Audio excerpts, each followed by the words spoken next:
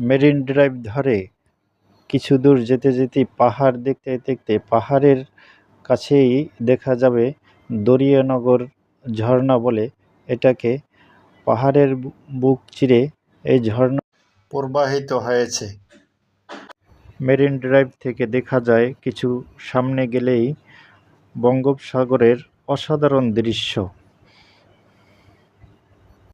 এক পাশে পাহাড়, অন্য পাশে বঙ্গোপসাগর, মাঝখান দিয়ে বয়ে গেছে মেরিন ড্রাইভ। আমার এই ভিডিওগুলো ভালো লাগলেও দেখতে থাকুন, ভালো না লাগলেও দেখতে থাকুন। দেখতে দেখতে ভালো লাগা ভালোবাসা হয়ে যাবে ইনশাআল্লাহ। বাঙালি হয়ে বাংলা দেখুন, বাংলাকে ভালোবাসুন।